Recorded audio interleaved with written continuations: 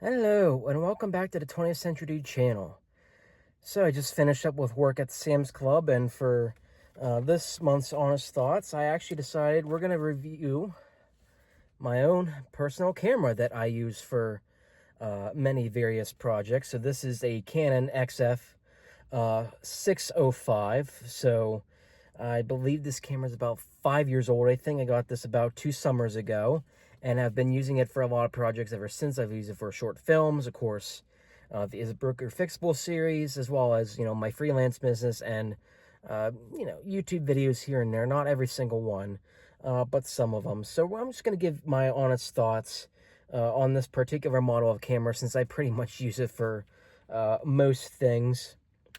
So I guess to start, if we actually want a negative, it's sort of the, I guess, lack of additional lenses. Like, a lot of cameras, they'll have like a way to interchange like a different lens depending on what kind of shot you need to do, whether it's anamorphic or not, or depending on the wide angle and what you need.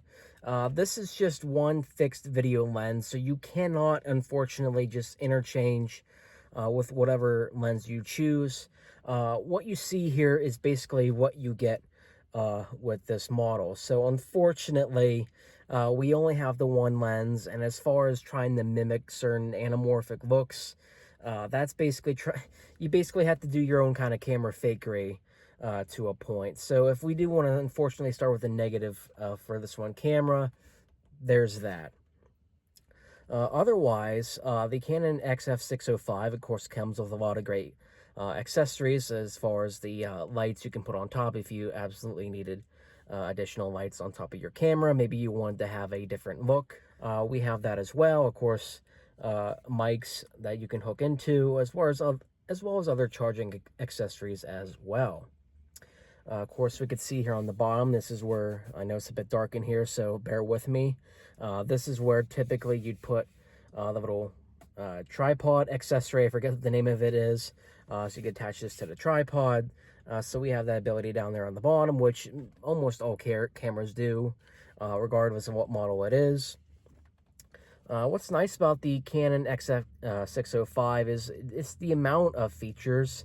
So just going off here, on the side here, we have some focus, iris, and zoom options, as well as peaking and zebra stripes options, which I'm not going to get into too technical as far as what zebra stripes are. You can ask another videographer or photographer what those are, but you get a nice range of features on this camera. As far as additionally, we can go here to the view screen portion of it. Now we have a good amount of options here on the camera, and I'm not going to go into super big detail of what we have in here, but this is just some of the range of menu items that you might find on the Canon XF605. Of course, as usual, at least I would hope a camera function would have this. You could go back in your menu and see all the different pieces of footage that you have filmed that day. You can flip back and forth between both the SD cards, actually. So this is going off SD card A. This would be the first one in the slot. It does give you the option for 2 SD cards. I have two 256 gigabyte cards on my SD cards, obviously, which when you're shooting 4K, that's an absolute must. Being that 4K does suck up a lot of your footage, so you definitely want that option on there. I will say also, concerning the battery life for these things, it's not too bad. You'll get a good couple of hours out of this thing. Of course, if you're shooting continuously, that battery's going to drain a little faster. That's kind of an obvious duh. But these batteries can last a good long time. This one does have a spare battery that comes with it. You always want to make sure to have a spare battery for these things. Additionally, here on the back, I'm not going to go over everything, but you do have USB options. I believe this is USB-C. It's working off of, as well as an HDMI out, just in case you wanted to hook this up to a different monitor, or wanted to hook this up to your TV possibly, or some other way, like a view screen for viewing your footage as well. Of course, we have another record button in the back as well as on the top. And of course, on the top here, we have the option to zoom in and out if absolutely need be. Through this slot here, we have the microphone, and you get various microphone settings as well. So as far as what I personally think of this camera, I do like it. I, of course, despise the fact that unfortunately I can't do anything about changing the lens. There's nothing I can do about that, unfortunately. If I had my way, I would at least include another lens or two just for differentiality. Unfortunately, I am unable to do that because of this model of camera. This was what was available to me at the time, and I needed a good 4K camera for videography. So I actually did pass up, I think it was another Sony DSLR camera. So this ended up being the one I went with at the time. If I had a chance to use a DSLR camera, I think I would also do that as well.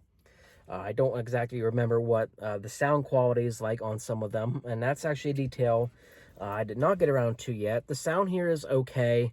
I will say, if you're just shooting flat with a mic pointed at something and you don't have like a lavalier kind of mic to use, it's going to sound a little hissy. It's kind of a poor quality, not necessarily poor quality, but sort of quality level of tape when you got that old tape hiss.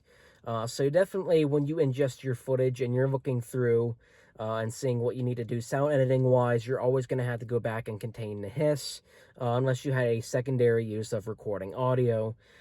So that was actually something they taught us in film school, to always have a separate recording device. They had a portable one. That's what we call the Tascam. That's what the boom people use. They attach it to their belts.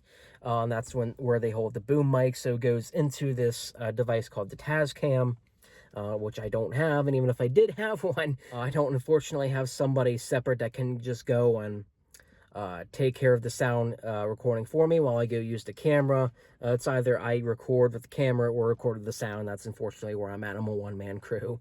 What are you going to do? You know, I'm sure some of you videographers out there have understood that dilemma. So the sound, it's okay. It picks up well, but it does come with a good bit of hiss. So you do have to do some sound editing when you ingest your footage back onto the computer.